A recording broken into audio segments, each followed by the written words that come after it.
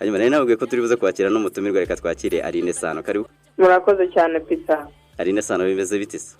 Bimeze neza cyane, mwebwe? Uri gukontorora fresh, imeze neza cyane. Uri gukontorora neza? Biri kugenda kabisa.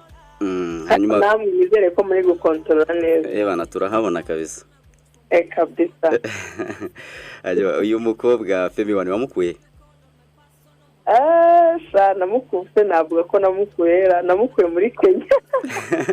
Warahagurutse mu Rwanda ujya muri Kenya kumurebayo?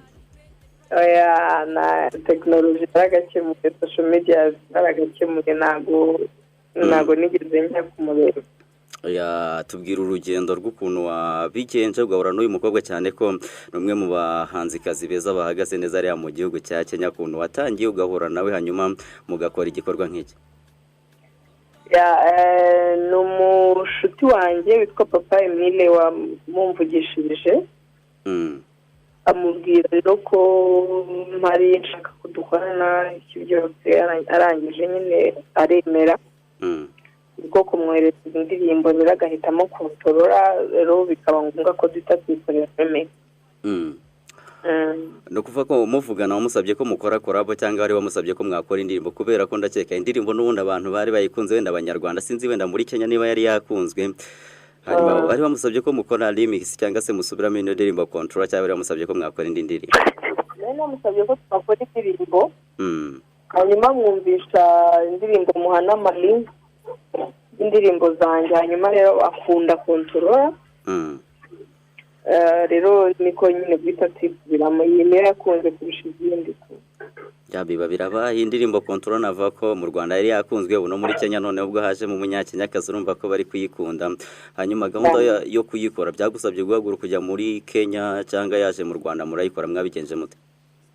Nk'uko mubizi turi mu cyorezo cya COVID-19, ntabwo twamuvinga, twifashishije ikoranabuhanga na pati y'amashusho n'ahantu abafatirayo, rero ababikora barabihuza. Ni ukuvuga ko byaba amajwi byaba amashusho byose byagiye bikorerwa ahantu hagiye hatandukanye bakabihuza nyuma cyane. Ikoranabuhanga ni sawa cyane. Hanyuma nyuma yo gukorana nawe ubundi hari ikintu bita featuring, akaba n'ikintu bita collabo. Hagati y'ibyo n'iki mwakoze?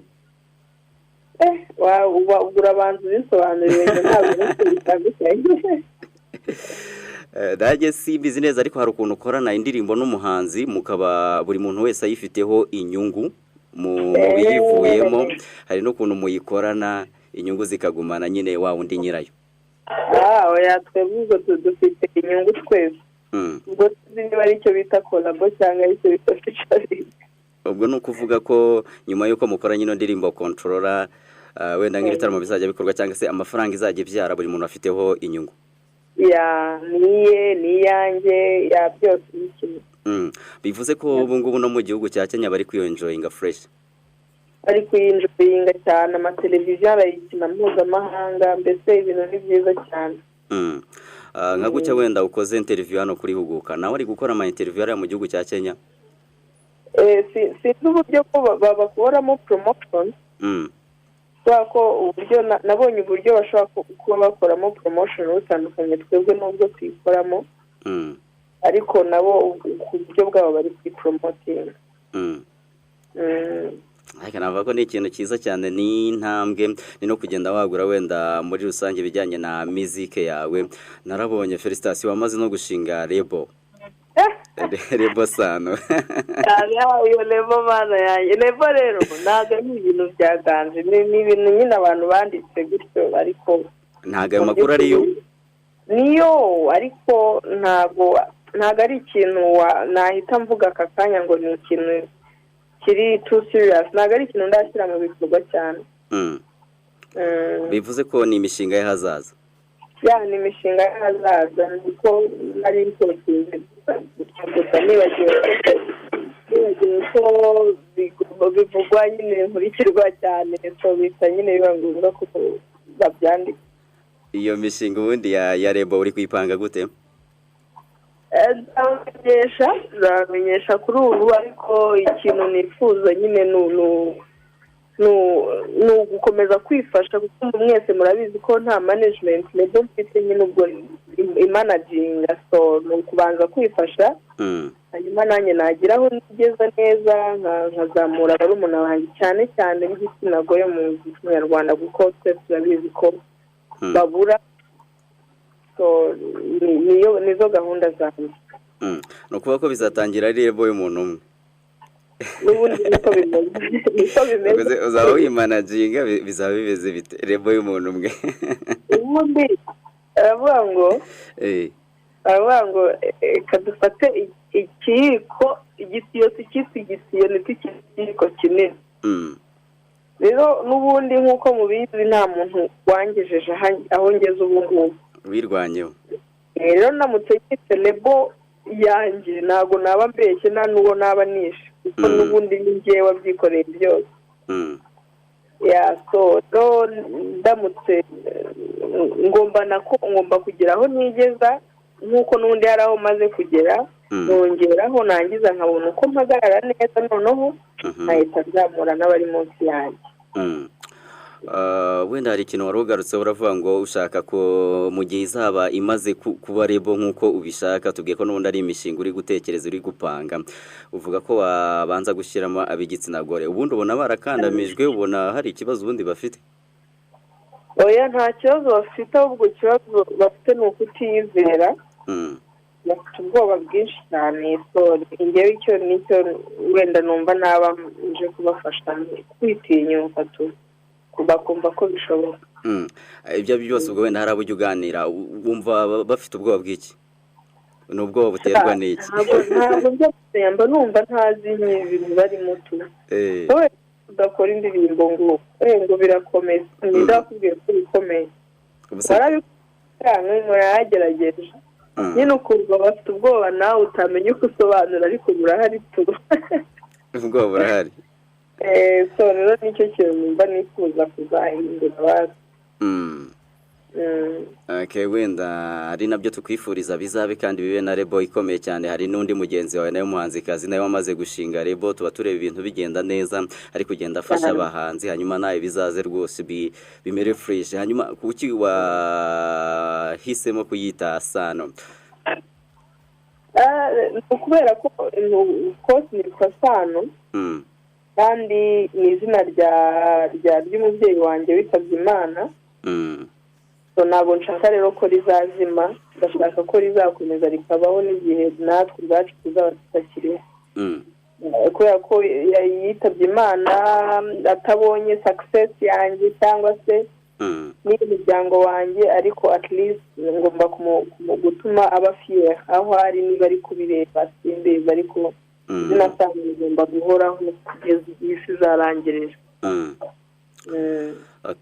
Sano ni izina ukoresha n'ubundi muri muzike, bikaba n'izina ry'umubyeyi wawe, ariko muri rebo hari igihe haba harimo ibikorwa n'ubundi bigiye bitandukanye. Hari igihe haba harimo amasitidiyo wenda akora amawodiyo, akora amavidewo n'ibindi bigiye bitandukanye. Icyo gihe ntibishobora wenda gukumira wa muhanzi uzaza none wenda akajyana indirimbo ye irimo Sano, akaba yavuga ko wenda ari nko kukwamamaza cyangwa se ari ukuba yavuga izina ryawe? Abahanzi benshi ntabwo bakunda kuvuga amazina y'abahanzi bagenzi babo. Ibyo ntibyatuma wenda muri business bitagenda neza? Ubwo uwo muhanzi twaba twahuye dute? Yaje muri rebo. Ubwo rero yaje muri rebo yaba yabyakira byose. Araweyinga akareba igifite akamaro kurusha ikindi. Niba igifite akamaro ari ukumupromotinga Sano akayitwara, cyangwa se ari ukugumaho ari nta promoting Sano ntayitwara, ubwo yahitamo. Bavuze ko ari imishinga, urateganya ko nibuza biramutse bigenze neza nk'uko bitekereza iyo rebo yaba yatangiye gukora gihe ki? Rebo irakora, rebo yatangiye gukora igihe nanjye ninjiye mu muziki, kuko ahubwo nuko nari ntarayita rebo mu by'ukuri, ariko nicyo gihe yatangiriye. Kugeza ubu ngubu niwo uyirimo wenyine? Kugeza ubu niyo uyirimo njyenyine, ariko no gufasha abantu nabyo nshaka kubitangira vuba cyane as soon as bishoboye. Hanyuma reka tugaruke wenda kuri iki twari twigeze kukivuga, ariko reka twongere wenda tukivugo kijyanye na hano marushanwa ya The Voice Francophone Africa. Bigeze ntago ntago neza ahantu bigeze, ariko icyo ni uko ibibuga by'indege n'ibifungurwa hari igihe dushobora guhita dusubirayo kurangiza finali. hanyuma nava ko iyi ndirimbo wakoze ni nziza gukoranya n'uno munyakenyakazi Kontorola, n'ubundi wari ubwe warayikoze muyisubiramo bimera neza cyane, abahanga babiri iyo bahuriye ku kintu kimwe urumva kiba kibaye ikintu cy'ubuhanga. Ibikorwa bishyashya bikurikiyeho n'ibihe ubwo? Hagiye gukurikiraho indirimbo vuba cyane, nta byumweru bibiri bishira, nayo ni kolabo, nasohokana n'amashusho yayo, kandi ndasaba abafana banjye gukomeza n'ubundi kunshyigikira nk'uko babikora, nanjye sinzabatenguha. Wayikoranye nandi iyo ngiyo igiye kuza? Surprise. Nyine ntabwo nyamvuga umuntu tugiye gukorana kolabo, nyine mbategurira surprise. Ni umuraperi? Ariko barabizi ko oya ntabwo ari umuraperi, ni umuririmbyi. Ni umuririmbyi.